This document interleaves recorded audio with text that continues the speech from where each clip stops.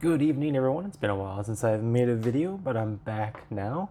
I've just been in the process of moving, and I moved back at the beginning of January. And when I first got here to my new place, I didn't actually have a place to stay. I just had to move here.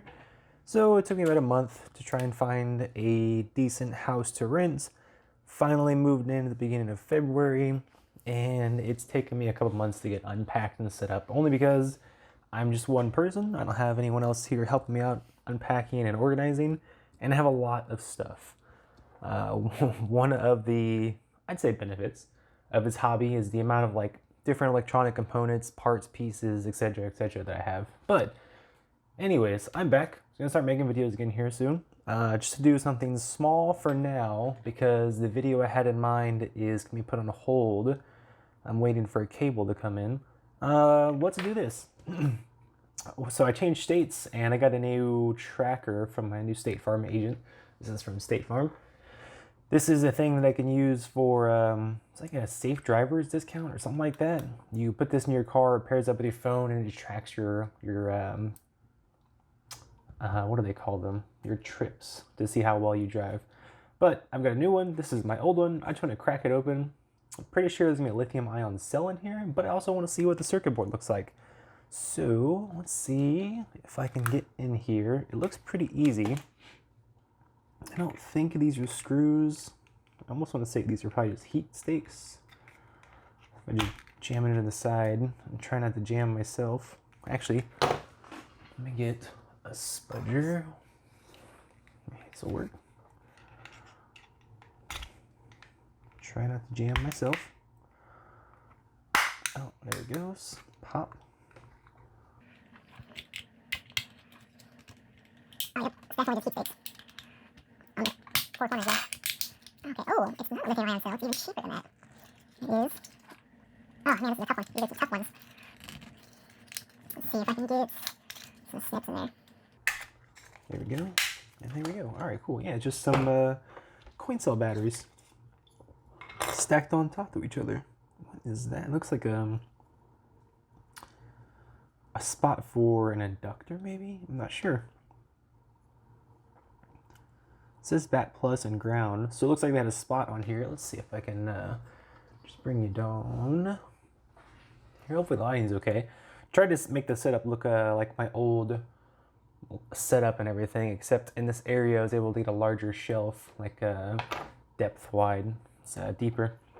And it kind of messed up my mounting spot for my little above desk lighting. But anyways, and I'll zoom in a little bit more.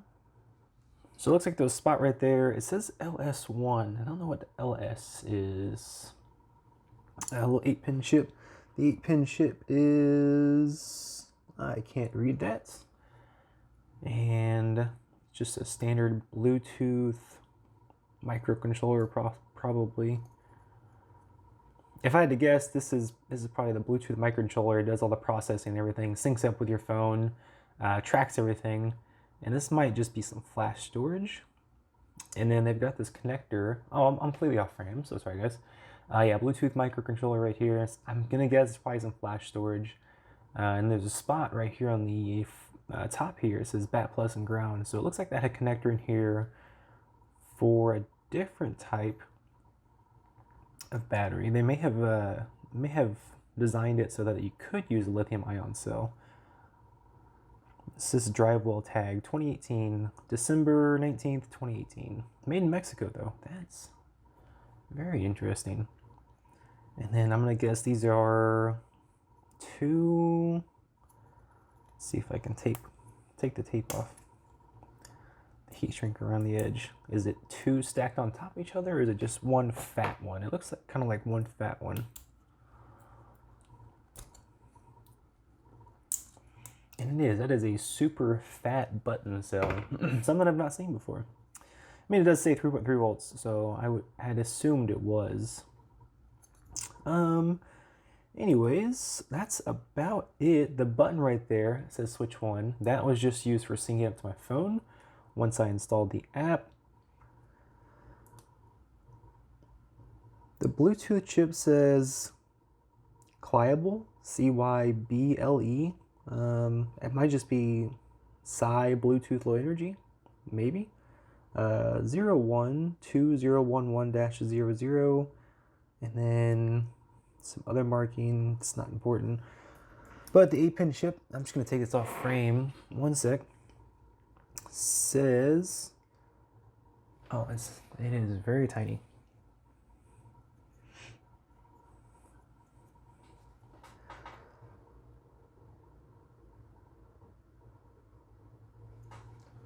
Hold on, I got this. We'll zoom in even more, then bring this up. There we go. Is it 25R3235F? Yeah, I have no idea what that could be. But now they're running really close. There's that Bluetooth chip too. It says CYBLE. It might just be, like I said, it could be Bluetooth Low Energy. So CY, I'm not sure. Nothing else on this side except for the fat battery. And some other markings for other things. There's another switch here too, or spot for another switch. All the testing points, which is interesting. I don't know what all the testing points are for, unless they're all the testing points for the pads on this. At least all the ones that are used. So it's going to be programmed. And then, yeah, I'm not sure. RX and TX. Still don't know what the LS1 could be. It looks like a spot for an inductor.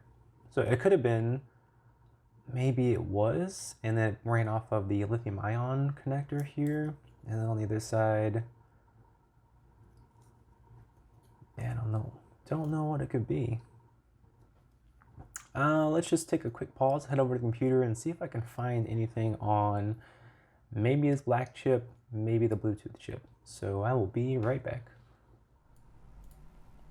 Okay, back on my computer now, and I managed to find data sheets for both of these chips. So the first one we got is the 8-pin chip, which is exactly what I said it was. It's some flash storage, 32 megabits. It says ×1, ×2, ×4. Key features 1.7 to 3.6 volts for operating in, voltages, which is pretty good. I mean, that would basically run off of one button cell battery or two like AA's or AAA's in series. Supports single input, dual input output, and quad input output. So I guess that's what the ×1, ×2, ×4 is. So program spin resume and erase spin resume, low power mode, and high performance mode. If I had to guess, since this is in a little Bluetooth tracker running off of a single button battery, this is probably being ran in low power mode. But let's scroll down, see if there's anything else. Here's some of the features. Support serial peripheral interface modes 0 through 3. 0 and 3. There's that voltages again. Latch up protected 100 milliamps. Low VCC write inhibits 1.1 to 1.5 volts. Here are the read speeds. So ×1 is 70 megahertz. ×2 is 60 with 4 dummy cycles. It's an equivalent to 120 megahertz. And mode 4, or ×4, is 60 megahertz. +2, or 2 + 4 dummy cycles up to 240 megahertz. That is some pretty fast read speeds for flash storage, because flash is usually, when you're talking like an 8-pin chip, it's usually pretty slow. Fast program and erase time, yada yada yada yada. Let's see the graph. I kind of want to know. Oh, here's the pinout. Serial clock, serial data inputs. Yeah, there's a reset pin. Let's see, anything else interesting? Here is the pinout of it. Here's the internal block diagram of it. So I kind of want to know what that low power mode is, what the current draw is on that. Oh, I don't know. This is a very large data sheet, and I do not know enough about reading data sheets to read through all of this. Very interesting stuff. Let's go to the other one. So it was what was it? Cyclone Cypress for the Bluetooth module.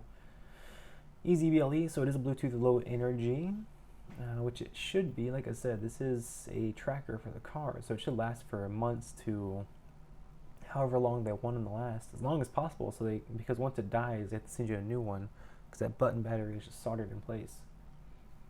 It has 128 kilobytes of flash memory with 16 kilobytes of RAM.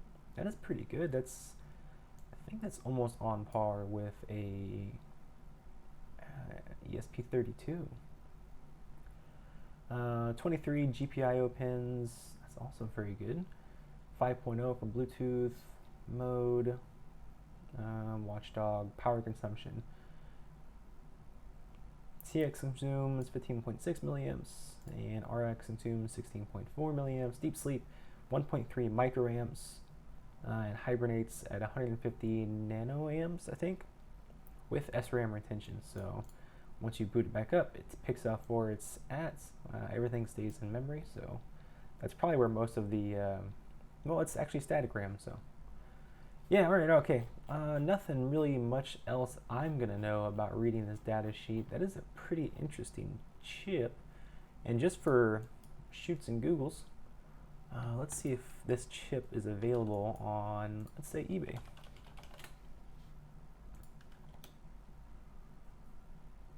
I've just got it saved. I'm doing this on camera just for fun, and you can, for $10, you can get 10 of these chips from some seller on eBay. I wouldn't recommend buying from this person. Actually, I probably would. There's only 2, and he's selling 10 of them for $10.